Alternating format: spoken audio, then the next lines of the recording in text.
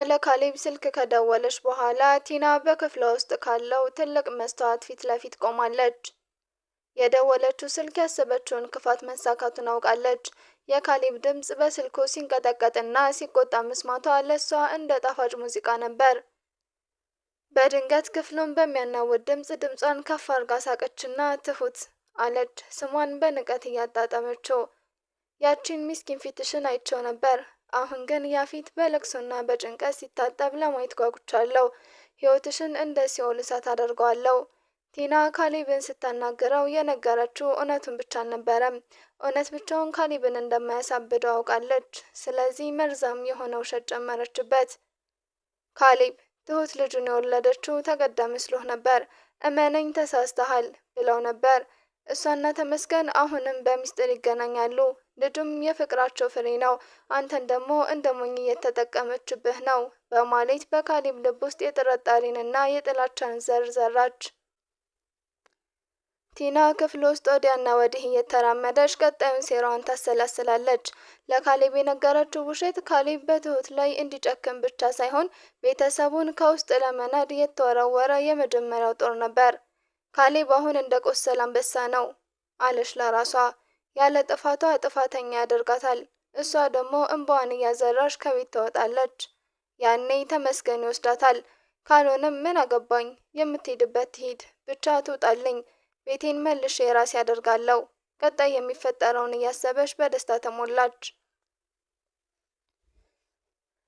ቲና አልጋዋ ላይ ጋደም ብላ የካሌብንና የትሁትን ፎቶ ቀደደችው። ቲና በጀርባዋ ተንጋላ በነደደው እሳት ላይ ተጨማሪ ቤንዚል ልደፋበት ለተመስገን ደወለችና ብዙም ግርግር የሌለበት ሰው የማይበዛበት ካፌ ቀጠረችው። በጠራችው መሰረት ካፌ ውስጥ ተመስገን ተቀምጧል። ከጥቂት ደቂቃዎች በኋላ በድብቅ ተገናኙ። ተመስገን የናፈቀህ ዜና ይዤልህ መጥቻለሁ አለችው ቲና። ቲና መነጽሯን አውልቃ አይኑን እያየች የውሸት ድራማዋን መተወን ጀመረች። ተመስገን ትሁት ምን ያህል እንደናቀች ታውቃለህ? ልጅህን ደብቃ መኖሯ ሳያንሳት አሁን ደግሞ ካሌብና ቤተሰቦቹ ልጅህን ሊነጥቁህ እያሴሩ ነው። አባቷ ወንጀለኛ ነው፣ ለልጅቷ አይመጥንም እያሉ በየቦታው ስምህን ያጠፋሉ አለችው። በዚህ ጊዜ እንግዲህ የተመስገን ፊት ተቀያየረ። ግንባሩ ላይ ያሉ ደም ስሮቹ ተገታትረው ወጡ። አይኖቹ ደም መስለው ቀልተዋል። እጆቹን በንዴት እየጠቋቆሩ ከንፈሩን በቁጭት እየነከሰ ቲናን ትክ ብሎ አያት። ልጅቱ የኔ መሆኗን ላረጋግጥ እንጂ መጀመሪያ የማደርገውን እኔ ያውቃለሁ አለ ድምፁን ዝቅ አድርጎ ግን በሚያስፈራ ሁኔታ። ትሁት ደግሞ የእኔ ካልሆነች የማንም አትሆንም፣ ከኔ ውጭ ለሌላ ወንድ ልትሆን አትችልም አለ።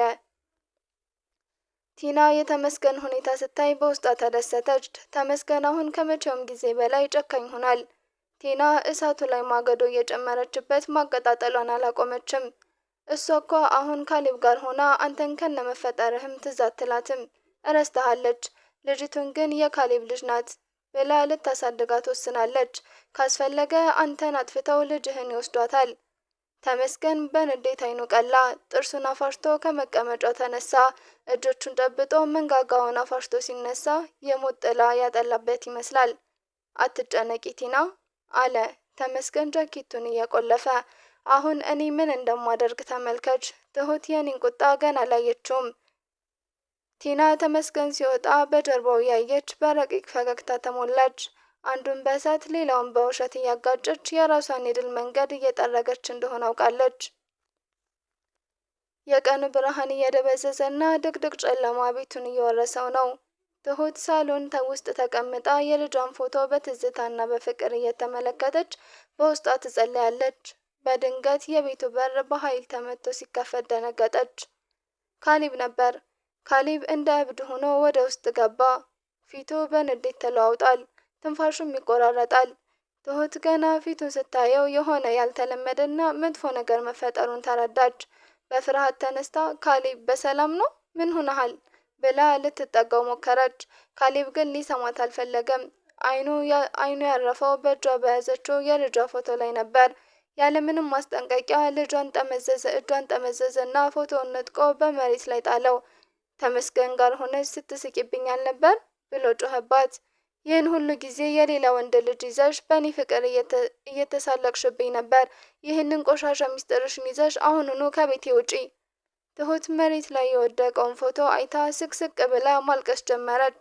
እየተንቀጠቀጠች ካሌብ እባክህ ስማኝ፣ ቲና የነገረችው ውሸት ነው፣ እውነቱን ልንገርህ ብላ ብትማጸነውም ካሌብ ግን በቲና መርዛም ወሬ ሙሉ በሙሉ ተለክፏል። እውነት አለ በንቀት እየሳቀ። አንቺ እውነት የሚባል ነገር ታውቂያለሽ? አንቺና የወንጀለኛ ተባብራችሁ ህይወቴን አበላሻችሁት። ከእንግዲህ ዓይንሽን ማየት አልፈልግም። ካሌብ ትሁትን ወደ በሩ እየገፋት ከዚህ በኋላ ከዚህ ቤት ውስጥ ላንቺ ቦታ የለም፣ ሂጂና ወደ ተመስገንሽ ተመለሽ ብሎ በሩን ፊቷ ላይ በኃይል ዘጋው። ትሁት በቀዝቃዛው ምሽት ግቢ ውስጥ የልጇን ፎቶ ደረቷ ላይ አቅፋ ብቻዋን ቀረች። የካሌብ ቃላት ከጅራፍ በላይ ልቧን አድምተውታል። በቤት ውስጥ ያለው አየር ይረብሻል። ትሁት ተባራ ከወጣች በኋላ ቤቱ ባዶ ሆኖ የቀረ ይመስላል። ነገር ግን ቲና ከቤቱ ቅርብ ርቀት ላይ ሆና የሚፈጠረውን ለማየት በዝምታና በረቂቅ ፈገግታ ሁሉንም ትጠባበቃለች። ዳኒ የቲናን የቤቱ ውስጥ አስቀምጦ የነበረውን ሊቆጣጠራትና ሚስጥሯን ሊያወጣ መስሎት ነበር። ግን እባብን በቤት ውስጥ ማስጠጋት ምን ያህል ዋጋ እንደሚያስከፍል አሁን ገና ሊረዳ ነው። ዳኒ ሳይነቃ ቲና ድንገት ስልኩን በእጇ አስገባች። ወደ ኤደን ስልክ እጅግ በሚዘጉና የዳኒ ማንነት የሚያረክሱ መልእክቶችን በስሙ መጻፍ ጀመረች። ካንቺ በላይ ቲና ትሻለኛለች፣ አትረብሽኝ የሚሉ መርዛም ቃላትን ላከች። ኤደን በድንጋጤ የታጀበ ምላሽ ስትሰጥ ቲና መልእክቱን በፍጥነት አጥፍታ ስልኩን ወደ ነበረበት መለሰችው። ኤደን በንዴት ተሞልታ ዳኒን ዳግመኛ ላለማየት ምላ ስትወጣ ዳኒ የፍቅር ህይወቱ በሰከንዶች ውስጥ እንደፈረሰ ገና አላወቀም። ይህ በእንዲህ እንዳለ አባባ የቲናን ማንነት የሚያጋልጥ ትሁት ንጹህ መሆኗን የሚያጋልጥ ጠንካራ ማስረጃ ይዘው ፍላሽ እና ሰነዶችን በቢሯቸው ውስጥ ደብቀው ነበር። አባባ የቲናን ተንኮል ቀድመው የተረዱት እሳቸው ብቻ ነበሩ። ቲና ግን ይህንን ወሳኝ ማስረጃ ለማግኘት እንደ ድመት አድብታ ቆይታለች።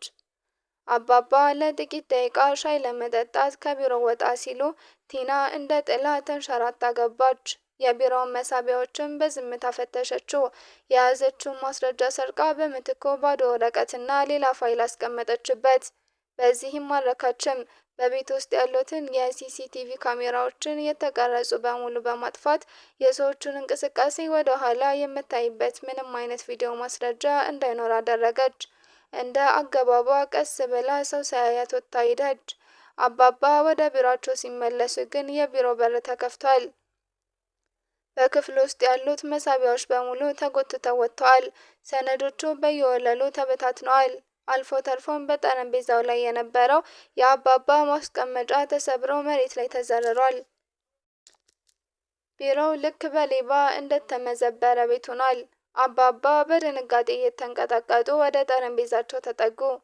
ይህ ሊሆን አይችልም፣ ምን ተፈጠረ? ብለው እየጮሁ በዚህ ምስቅልቅል ውስጥ ማስረጃውን መፈለግ ጀመሩ። የሰነዶቹን ክምር በግራና በቀኝ ቢበትኑትም የያዙትን ፍላሽ ማስረጃ የለም። አባባ ደነገጡ። በሁለቱም እጆቻቸው ግንባራቸውን አሁን ቤተሰቡ ሙሉ ለሙሉ በቲና እጅ ወድቋል። አባባ የያዙት ብቸኛ ተስፋ ተነጥቀዋል። ዳኒ ፍቅረኛውን አጥቷል።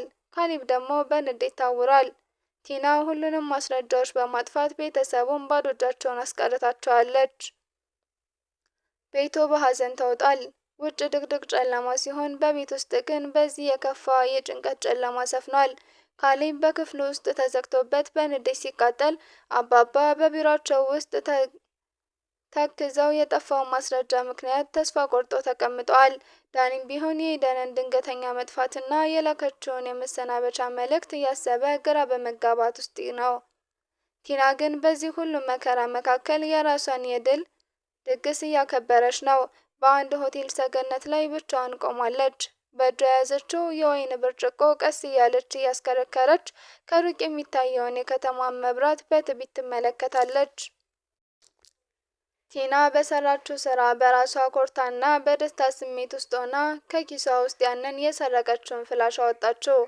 በአባባ በካሌብ ህይወት ላይ ትልቅ ህይወት የነበረው ያንን ሚስጥር በእጇ እያገላበጠች በአሽሙር ፈገግ አለች። ከዛም በኋላ ለትሁት የገዛላትንና ትሁት ስትባረር ጥላው የሄደችውን ትንሽዬ መሳቢያ አንስታ ወደ መሬት ወረወረችው። አበቃ አለች በኩራት። የቲና ደስታ ግን ለብቻው አልነበረም። ተመስገን ከርቀቱኑ ትሁት በልጇ ለማስፈራራት ዝግጅቱን ማጠናቀቁን በስልክ ደውሎ ነገራት። ቲናም ወዳለችበት ሆቴል ትጠራውና ስልኩን ትዘጋለች። አሁን ሁሉም ነገር በቲና እቅድ መሰረት ተከናውኗል። ትሁት ሜዳ ላይ ወድቃለች። ካሌብ አእምሮን ስቷል።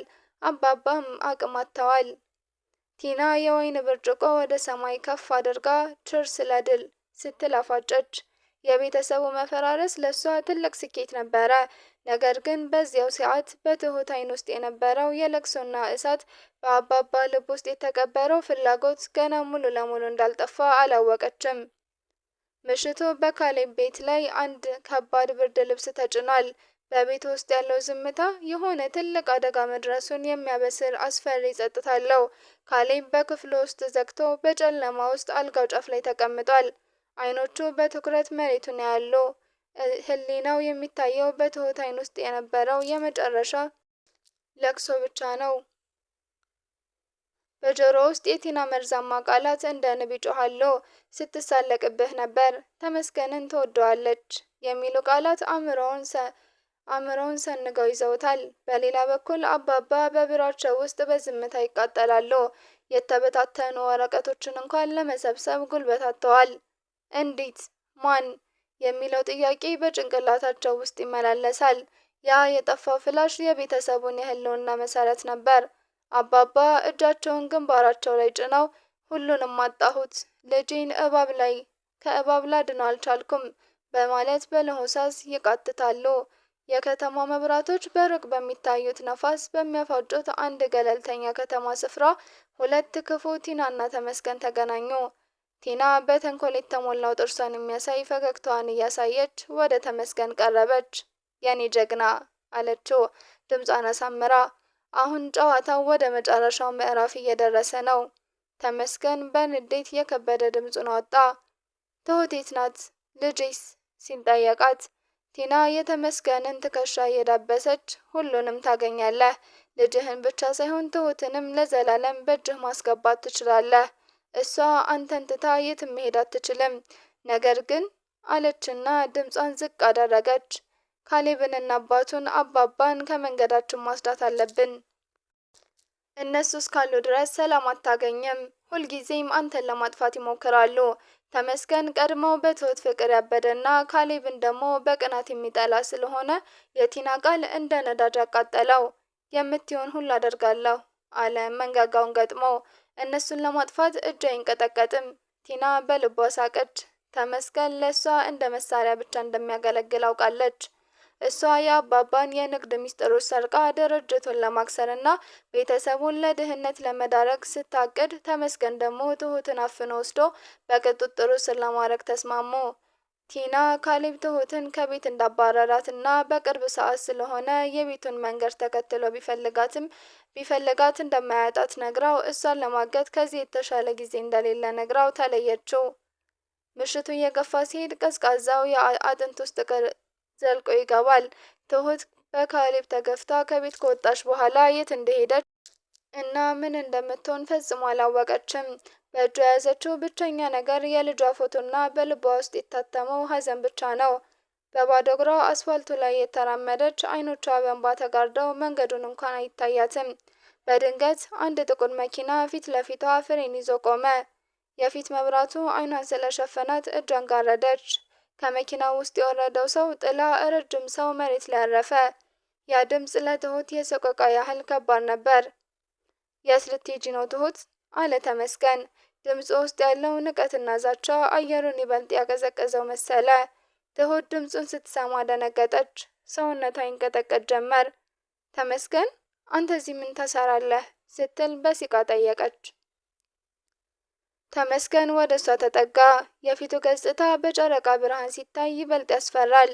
አይኖቹ ውስጥ ምንም አይነት ርህራሄ አይታይም። ልጄን ደብቀሽብኝ የት ለመሄድ አስበሽ ነበር? አሁን ካሌብም አባሮሻል፣ ማንም የለሽም አለና በኃይል ትከሻዋን ጨበጣት። አሁን ምርጫ የለሽም፣ ወይ አብረሽኝ ትመጫለሽ፣ ካልሆነ ግን ልጅቱን ዳግመኛ ፊቱን አታየውም። ትሁት ልቧ ሊቆም ደረሰ። ልጄን ልጄ ምን ሆነች? እባክህ ተመስገን ልጄ ምንም እንዳታደርጋት እያለች እግሩ ስር ተደፋች። ተመስገን በንቀት ሳቀ። ትሁትን ከመሬት አንስቶ ወደ መኪና ውስጥም በኃይል ወረወራት። ልጅሽ ሰላም እንድትሆን ከፈለግሽ እኔ ምልሽን ብቻ ነው የምታደርጊው ብሎ በሩን ዘጋባት። መኪናው ወደ ጨለማው እያመራ ሳለ ትሁት በመስኮት በኩል ወደ ኋላ ትመለከታለች። የካሌብን ቤት መብራት ከሩቅ ስታይ የነበራቸውን የፍቅር ህይወት እንደ ህልም ሆኖ ሲበተን ተሰማት። በአንድ በኩል የቲና ተንኮል፣ በሌላ በኩል የተመስገን ጭካኔ ትሁትን በመከራ መረብ ውስጥ አስረዋታል። በመኪና ውስጥ ተመስገን በፍጥነት እየነዳ በየመሃሉ በትሁት ላይ ይሳለቃል። ካሌብ እኮ አያምንም። ቲና የነገረችውን ሁሉ እንደወረደን የተቀበለው። አሁን አንቺ ለእሱ አዝመራ ውሸታም ነሽ። ትሁት ጆሮዋን በእጇ አፈነችው። በቃ በቃ አትናገር ብላ ብትጮህም ተመስገን ግን ይበልጥ እየሳቀ መኪናውን ወደ ምስጢራዊ መጋዘን አበረረው።